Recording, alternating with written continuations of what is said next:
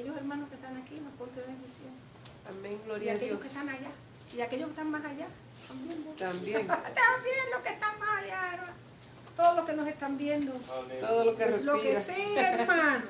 Los que estamos conectados ahorita, los que nos conectamos más después y los que se conectarán de aquí a 20 años. Si cree que Cristo no viene y usted quiere conectarse de aquí a 20 años, bueno, quién sabe. Quién sabe. Pero, ¿verdad? Los bendecimos y qué bueno que estamos aquí, qué bueno que usted está allá y que estamos bien y el Señor se glorifica siempre, amado. Yo digo, bueno, las cosas están mejorando. Están mejorando, hermano. Yo creo que sí. Para eso la iglesia está orando, está intercediendo, está buscando la presencia del Altísimo. Y Dios es poderoso. ¿Qué?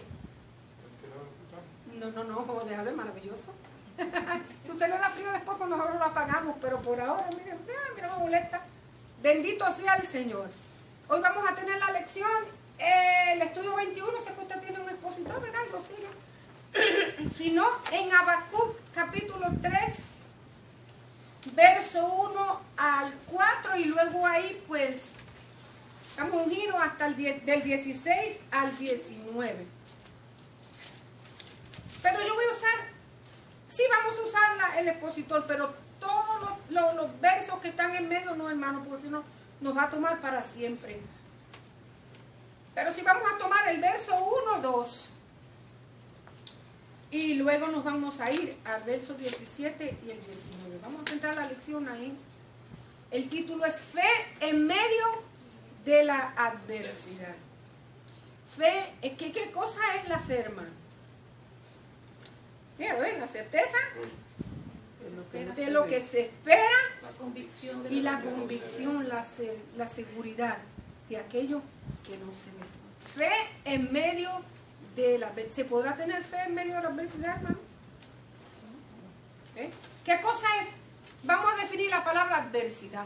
¿Qué cosa es la adversidad? Y después contestamos la pregunta si se puede tener fe en medio de la adversidad o no, ¿verdad? Porque una cosa, ¿cómo es? Dice, llamarla y otra vez a venir. Dígame, ¿qué cosa es? Vamos a definir la palabra adversidad. Cuando estamos en situaciones difíciles, Cuando problemas. estamos en situaciones difíciles, ¿qué más? Cuando hay problemas en nuestra vida. Problemas. Fíjese bien, hermano, cuando hay momentos difíciles, cuando hay problemas en nuestra vida, y hay problemas, ¿verdad? De problema a problema, hermano, hay un largo trecho. Porque hay problemitas, pero hay problemones. Entonces, ¿qué más? ¿Están de problemitas? ¿Qué más? Adversidad. Cuando hay una situación que nos es contraria, ¿verdad? Cuando las cosas no van bien, momentos de infortunio, de desgracia, ¿verdad que sí? Que fuerte suena la palabra, pero sí le llegarán a los cristianos momentos de desgracia, hermano, y de infortunio. Sí. Sí llegarán momentos de fatalidad, sí llegan, porque pertenecemos al género humano. Y mientras estemos en esta tierra, vamos a tener luchas, aflicciones, va a llegar tal vez el momento de la fatalidad, del infortunio, que las cosas no van bien, del problemita y del problemón, también van a llegar momentos en que la enfermedad toque a nuestras vidas, hermano, porque nosotros no somos de hierro. Van a llegar momentos difíciles, momentos de adversidad, sí van a llegar, si el Señor nos los dijo, que tendríamos aflicción en este mundo. Y yo siempre he dicho, si el problema no me lo busco, me lo traen, porque a veces es así, hermano, usted, aunque querramos estar afuera de las adversidades, mientras estemos interactuando con otras personas, hermano, vamos a tener, porque lo que no se, mi mamá siempre decía, lo que no se le ocurre a uno, se le ocurre al otro. Es verdad, ¿no es verdad? Dice, dos niños pequeños no pueden estar juntos, lo que no se le ocurre, a los grandes tampoco, ¿verdad? Se pueden dejar. Sí, es lo que hace la diferencia en la vida. Mientras atravesamos por una adversidad, lo que hace la diferencia en medio de la adversidad no es la adversidad en sí, es cómo nosotros reaccionamos ante ella. Eso es lo que va a hacer la diferencia en medio del momento difícil, de la enfermedad, de la lucha, del problema, del problemita, situación difícil. Decía la hermana Violeta, el Señor la bendiga, así, ella se conecta también. Que el cristiano no tiene problemas, tiene que haber situaciones, ¿verdad? Y situaciones difíciles, porque a veces tenemos situaciones difíciles, hermano. Sí las tenemos. Lo que hace la diferencia en eso, mientras atravesamos por una adversidad, es cómo reaccionamos ante ella. La actitud define el proceder nuestro. Hay gente que se ahoga en un vaso de agua y no pueden manejar una situación difícil. Imagínense si manejaran una crisis como la que vivió el pueblo de Israel, como la que vivió Judá, hermano. Yo creo que ninguno de nosotros ha llegado todavía a eso. Gloria a Dios. La diferencia la va a ser la actitud. La actitud es la que define cómo nosotros vamos a manejar. ¿Cómo manejamos nosotros las crisis? Y yo quiero enfocarnos en eso, hermano, porque como dije la semana pasada, los profetas menores, todos anuncian el juicio de Dios sobre la nación. Sobre la nación. No solamente sobre Israel y Judá, sobre otras naciones que también, ¿verdad?, adyacentes, que aunque Dios las usó para castigar el pecado y la desobediencia de Israel, pero era porque el Señor las tenía en remojo, ¿verdad? Yo te voy a usar como un instrumento, pero lo tuyo va a llegar tarde también. Lo tuyo va a llegar tarde. Yo te voy a usar como manera disciplinaria para mi pueblo, pero tú también tienes lo tuyo y a ti también yo te voy a castigar. En este caso, Dios iba a usar a Babilonia. La semana pasada nosotros estábamos hablando de Asiria, ¿verdad? Cómo Dios destruyó a Asiria, la ciudad de Nínive, con toda la ciudad completa. Nínive porque era la ciudad por la cual se conocía Asiria. Pero a Babilonia, la nación de Babilonia, Dios la iba a destruir más tarde, pero también el Señor la iba a usar en este momento como un instrumento de castigo.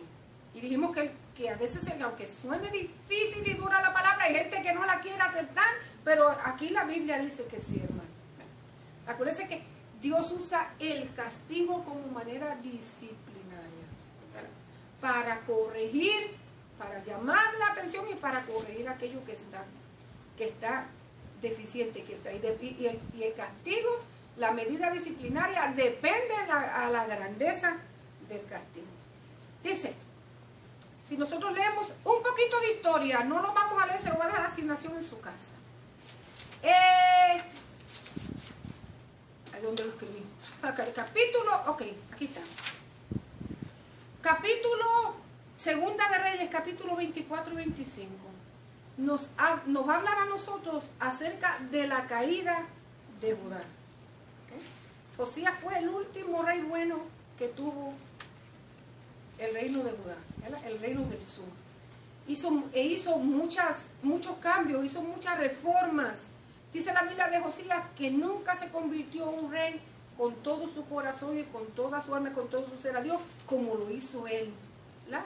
Limpió la tierra de la idolatría, limpió la casa del Señor, restituyó el servicio de adoración a Jehová, que el servicio estaba, el sacerdocio y el servicio estaban olvidados, hermano, ya eso estaba contaminado.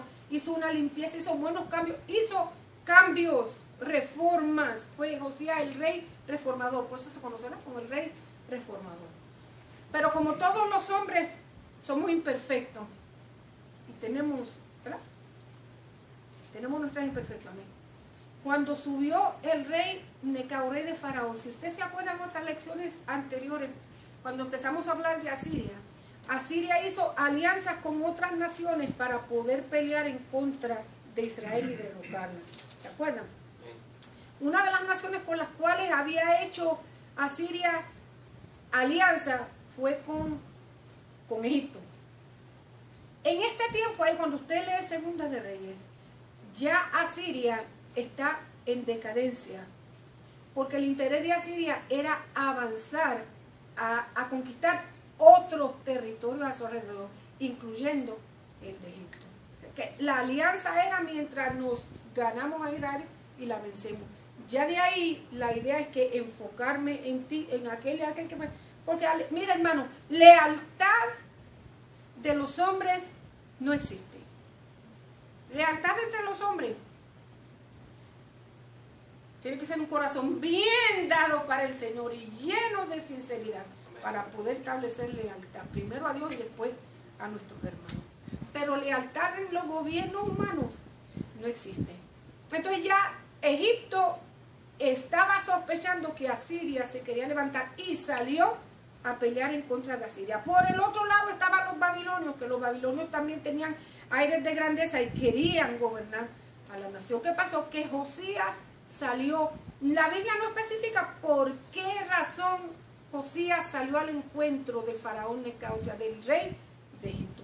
Pero la cuestión fue que se disfrazó y salió hasta el valle de Megiddo, cuando faraón Necao iba a cumplir una voluntad de Dios, porque estaba en el propósito divino que saliera para pelear en contra de Asiria e eliminarla, porque nosotros hemos estudiado que Dios la tenía en la mira para darle también su castigo, porque por lo sanguinaria y lo cruel que era. Entonces Josías se mete en el medio y le sale al encuentro al rey, al faraón. Y Necao le dice: quítate del camino, mi pleito no es contigo, mi pleito es con aquella casa que se está levantando en contra de mí. Pero aún así, Josías le hizo frente a una batalla, hermano, que no tenía nada que ver con ello, por lo menos la Biblia no especifica por qué fue. Él le dice: mi guerra no es contigo, es con aquella nación que se está levantando. Aún así, Josías intenta sacarlo del camino y lo que hacen los flecheros es que lo matan, lo hieren y lo matan. De ahí faraón Necao sale para pelear con Asiria, pero al tiempo al tiempo siempre es derrotado por ellos, siempre es derrotado Asiria y Egipto por Babilonia. Cuando derrotan a estas dos naciones que eran alianza, entonces se enfila hasta Jerusalén y empieza el caos de la ciudad, del pueblo de Judá. Ya ustedes conocen la historia, ¿verdad? Hacen varias expediciones adentro de la ciudad del reino del sur, y no se los llevan todos de una vez. Primero dejan a los pobres, pero se llevan a los príncipes, se llevan a los sabiondos, se llevan a los inteligentes, se llevan a la gente que tiene poder, se llevan parte de la riqueza. Luego regresan, llevan otro poco de gente y al fin de cuentas vienen por último, destruyen todo, le pegan fuego al templo, se llevan la riqueza y destruyen la ciudad. Solamente quedan los pobres y se fueron cautivos por 70 años. Estuvieron cautivos por 70 años, como Dios le había dicho, ¿no? Allá en Babilonia. Pero antes que eso suceda, ya Dios le está hablando a Habacuc. O sea, el juicio es inminente. El juicio va a caer. Ya está a las puertas. Y Habacuc comienza a lamentarse. El libro de Habacuc solamente tiene 3 capítulos, pero nosotros no lo vamos a leer todos. No lo vamos a leer todos, pero vamos a hablar un poquito, hermano, cómo se le hace frente a una situación difícil. Porque la situación del pueblo de Judá iba a ser difícil. No iba a quedar absolutamente nada. Y una cosa es que nosotros pasemos por un momento difícil y otra cosa es que venga la crisis trayendo mortandad, hambre, desolación, de todo, o sea, de todo. Empieza el capítulo 3. Si usted quiere, lea los capítulos anteriores, porque Habacuc, cuando Dios le avisa de que iba a ser el juicio inminente y que Dios iba a usar una nación más mala y peor que la de Judá para castigar a su pueblo, no lo puede comprender. Pues si son más malos que nosotros, ¿cómo es que tú lo vas a usar a ellos? Si pesamos justicia, ellos son terribles, son peores que nosotros, no te tienen a ti en el corazón, no te sirven a ti, tú no eres tu Dios, son sanguinarios, son crueles, son malos. Nosotros somos malos, pero no tanto, ¿verdad? Como dice la gente, Dios no le hago daño a nadie. Yo pues soy persona promedio, no hay bueno. Yo quiero que usted sepa, que me está oyendo, la Biblia dice que no hay bueno ni uno, ni siquiera uno. Pero hay gente que dice: sí, pues yo no le hago daño a nadie, yo hago lo que puedo. Muy bueno. Una cosa te falta: darle el corazón a Cristo, porque sin eso no puedes entrar al reino de los cielos. Punto. Eso es lo que Dios establece en su palabra. Y Habacuc comienza a gemir y a llorar delante del Señor. Me gusta mucho la actitud porque se pone en la brecha a orar, a preguntarle al Señor. Y no hay nada más hermoso que cuando usted tiene una pregunta o tiene una inquietud, preguntarle al Señor. Váyase a la fuente que le va a dar una correcta información. Cuando nosotros tenemos una pregunta, una inquietud que tiene que ver con el reino de los cielos, vamos allá, preguntémosle al Señor. Sí, amén. ¿Verdad? Preguntémosle que Él nos va a dar una respuesta. Habacuc tomó esa actitud. Me voy a quedar aquí y voy a orar y voy a gemir y voy a interceder y voy a esperar hasta que tú me des la respuesta de lo que yo te estoy preguntando. Porque yo no puedo entender cómo una nación más perversa que la de nosotros, tú la puedes usar para castigar a nuestra nación. Uno. Y número dos, Dios le había dicho de los estragos que iban a venir. Y fíjese una cosa, hermano, Dios nunca va a establecer un juicio sobre una nación, sobre un pueblo, sobre una persona, una ciudad, sobre un individuo, sin antes advertirle y darle una segunda oportunidad. Es más, Dios le da 1, 2, 3, 4, 5. ¿Cuántas oportunidades Dios le dio a Judá? Y llamaba, le levantó 12, 13, 14, 15, 16, 17 profetas, 17 profetas, hermano, con mensaje para que le habla, y sin contar a lo que se mencionan como profetas, pero no tienen el nombre escrito. ¿Cuánta gente Dios no le mandó primero al pueblo de Israel para avisarle con tiempo y darle la oportunidad de enmendar sus errores y sus caminos? Pero ¿qué decía la Biblia? Dice, ellos mismos contestaron, no lo hacemos, no lo haremos, no lo creemos, no lo haremos y no vamos. Hubieron tiempos en que un grupo se levantaba y volvía otra vez a caer. Se levantaba y volvía otra vez a caer hasta que llegó el momento en que Dios dijo, hasta aquí. Fíjense lo que dice.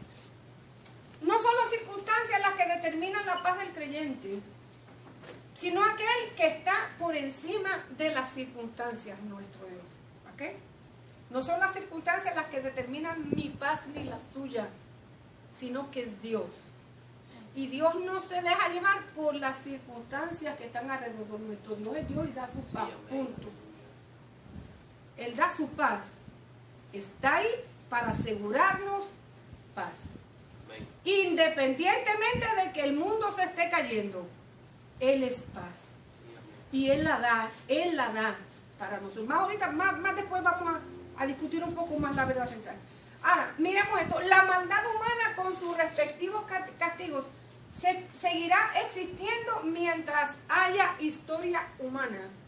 Pero aquellos que sirven a Dios se salvarán porque en Él confían. Un imperio en donde predomine la justicia, la decencia y la honradez solo será posible cuando Dios establezca su reino en esta tierra. Mientras haya un ser humano moviéndose alrededor del mundo, va a existir la maldad. Ya, es más, la maldad existía antes que estuviera el ser humano aquí. ¿Me explico? Antes de que estuviera el ser humano, la maldad existía. ¿Dónde tuvo su comienzo?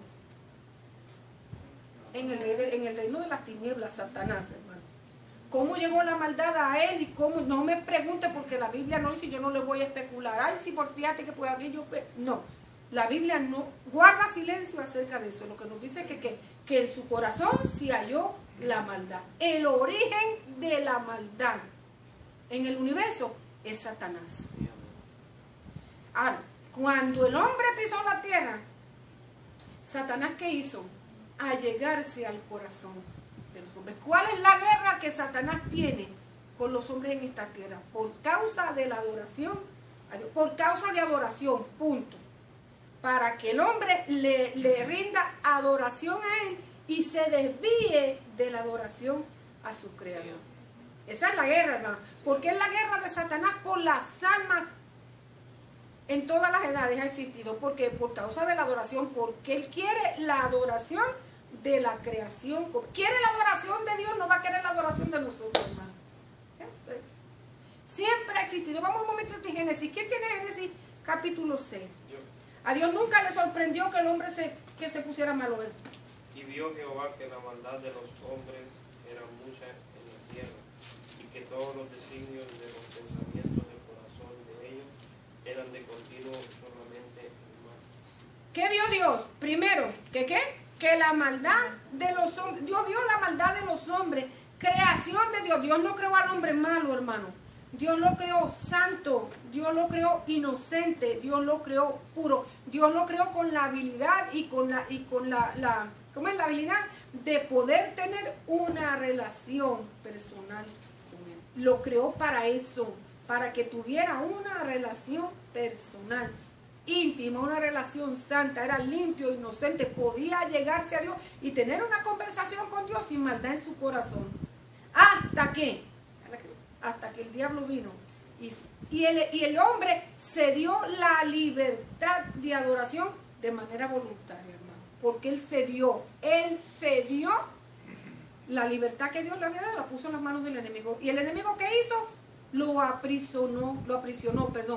esclavizó, de tal manera que hasta el día de hoy el hombre es esclavo del diablo, hermano. El hombre es esclavo de Satanás. ¿Cuándo verdaderamente el hombre es libre? Cuando viene a Cristo Jesús y el Señor lo liberta. De lo contrario, sigue siendo un esclavo de las tinieblas hasta que Cristo verdaderamente viene y lo liberta. Y le da la autoridad para que, no solamente para servir a Dios, para caminar en esa libertad con que Cristo lo hizo. Y dice que la maldad va a existir, existió y va a existir mientras existe. Y déjeme decir una cosa, hasta que el diablo no sea llevado a su lugar final, la maldad va a existir, va a seguir existiendo. Va a seguir existiendo. Un imperio en donde predomina la justicia, la decencia, la honradez, la nitidez, la transparencia, es imposible entre los hombres, hermano. Solamente se va a dar cuando Dios establezca su reino en esta tierra. Cuando Cristo venga a establecer su reino con justicia. Hasta ese entonces. Yo busqué un escrito, tal vez no se lo puedo leer porque es muy, yo estuve leyendo, es muy largo, no lo voy a leer, pero este escrito que encontré, a mí me gusta leer. ¿A cuánto les gusta leer cosas que edifiquen, hermano? Amén. Santo, que edifiquen, ¿verdad? No que llenen la cabeza de musaraña.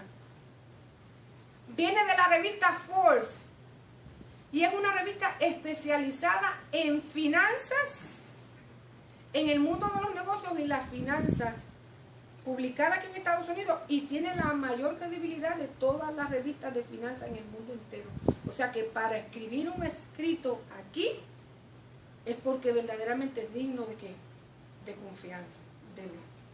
Y dice, en un estudio que hicieron algunos científicos, para establecer diversas metodologías para crear escenarios posibles, factibles, sistematizados y congruentes. Después le explico cada uno porque ahora no tengo tiempo.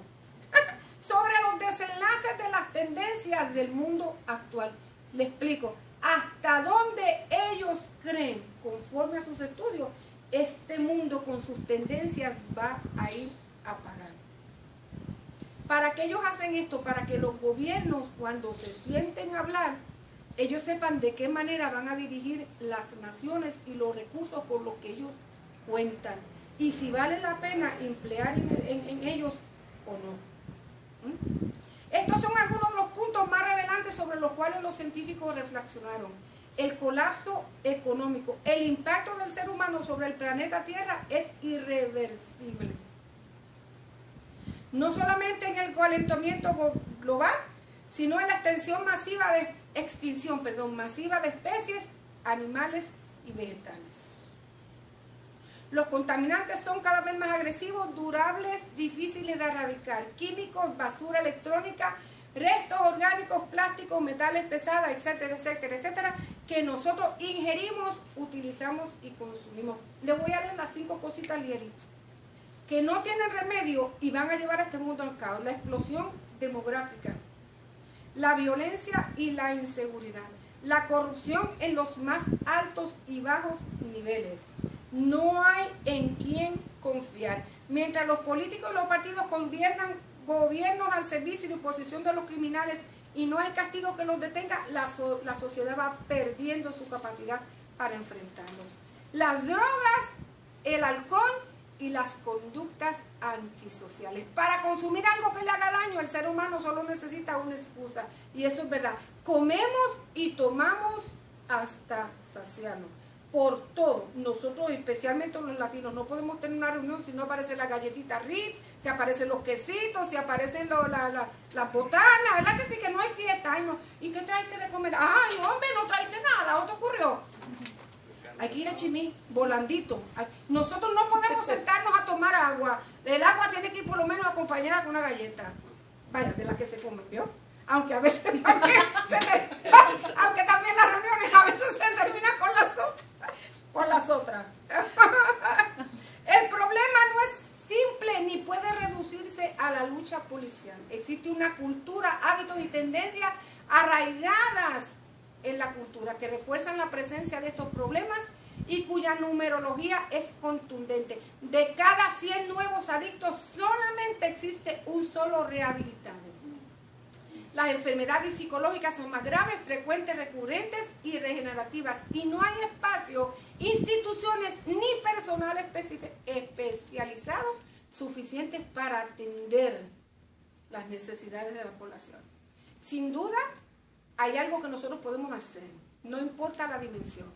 Contribuye, organízate, aporta, comparte, reflexiona, invita, muévete, ayuda, cambia, colabora, participa, marca la diferencia aquí y ahora. No dejes que la tendencia te alcance ni te consuma.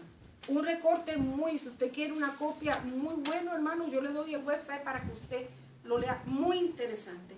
No son las circunstancias las que determinan la paz del creyente, sino aquel que está por encima de ellas, nuestro Señor, nuestro Dios. Él es el Dios de paz. ¿Por qué? La maldad humana con sus respectivos castigos siempre vivimos mire, a través de la historia, según el expositor, siempre han habido naciones que se levantan, se rebelan en contra de Dios, reciben castigo, dejan de ser y estamos en un ciclo. Vuelve otra vez una generación nueva, se levanta, le da la espalda al Señor, recibe su castigo, deja de ser la semana. Hace como 2 semanas dijimos que lo máximo, según los historiadores, que puede vivir una nación que le da la espalda al Señor son 150 años, no más. Milagro que esta nación está cumpliendo 200 años y pico, ¿verdad que sí? Y hasta dónde vaya a llegar, no sabría decir. Pero la Biblia dice, bienaventurada la nación, cuyo Dios es Jehová. Le va a ir bien. Judá era la nación que Dios había determinado y establecido para que fuera luz a las naciones, y ahora le llega el castigo. ¿Por qué? Porque se prefiere. ¿Cuántas cosas preocupaban? Mire, en aquel entonces, ¿cuántas cosas preocupaban a Habacuc? La violencia, la iniquidad, la destrucción, los pleitos, las contiendas, el debilitamiento de la ley, la injusticia social, el asedio del injusto por causa del impío, la distorsión de la ley de Dios, idolatría, corrupción y cuántas cosas más preocupaban al Habacuc. No wonder Dios iba a enviar, hermano, su juicio sobre la nación. ¿Por qué Dios juzga a una nación, hermano? ¿Por qué Dios juzga a una nación? Porque está corrompida. Por su corrupción, por su maldad, por la falta de gente que busque a Dios, por falta de que esa nación abra su corazón para Cristo. Dios les dijo, ese reino que nosotros queremos y necesitamos, no lo va a ver en esta tierra. O sea, lo va a ver en esta tierra, pero cuando Cristo venga. El reclamo de Habacuc, ¿por qué no intervienes para corregir las grandes maldades que prevalecen? Y Dios le dice, sí, yo voy a corregir en mi tiempo y en mi momento. Vamos a ir a Habacuc. Dice, Jehová, oración del profeta Habacuc sobre Sigionot. Oh Jehová, he oído tu palabra y temí. Oh Jehová, viva tu obra en medio de los tiempos, y en medio de los tiempos hazla conocer. En la ira, acuérdate de la misericordia. Esta oración la hace Habacuc después que recibe la respuesta de Dios de su oración. Se tomó su tiempo, pero yo quiero decir una cosa, vale la pena esperar una respuesta de Dios, hermano. porque la respuesta que Dios nos va a dar va a ser fiel y segura. He oído tu palabra y temí, oh Jehová, viva tu obra en medio de los tiempos, hazla conocer. En la ira, acuérdate de la misericordia. Dios vendrá de Temán y el santo desde el monte de Parán. Su gloria cubrió los cielos y la tierra se llenó de su alabanza. Y el resplandor fue como luz. Rayos brillantes salían de su mano y ahí estaba escondido su poder. En medio de los tiempos de crisis, Habacuc le pidió a Dios que avivara su obra. Era inminente el juicio que Dios iba a traer a la nación. ¿Cómo es inminente, hermano? El juicio que Dios va a traer a las naciones, porque este mundo está corrupto. Este mundo está perdido, este mundo está dañado, este mundo vive de espaldas a Dios. Este mundo no quiere saber nada del Evangelio. No quiere saber absolutamente nada. Bienaventurados y dichosos aquellos que se detienen y escuchan la palabra del Señor. Y por lo menos dan tiempo para oír, porque dice la Biblia que por el oír viene la fe. Pero hay gente que no quiere que le hable del Evangelio. No me hables de eso. No me hables de eso. No quiero saber. Dios está en la última lista, ¿verdad?, de sus prioridades. Si es que lo tienen en la última lista, en la última posición de la lista de prioridades. ¿Cómo Dios nos va a enviar, hermano, con tanta corrupción, con tanta maldad que hay en el mundo? Que nosotros conocemos, aquellas que desconocemos, hermano, que se mueven en lo oculto, que nosotros no sabemos ni tenemos una idea de lo que está pasando. No sabemos de la maldad de los hombres. Dios va a enviar sobre, dice, aviva, tú vas a enviar juicio, pero yo te voy a pedir una cosa, que avives tu obra en medio de los tiempos, y en medio de los tiempos hazla conocer. En medio de las crisis hay que pedirle a Dios, no que cambie los tiempos, sino que en medio de ellos su obra surja con fuerza y con un gran avivamiento. ¿Cuántos de nosotros le pedimos a Dios que cambie las circunstancias que son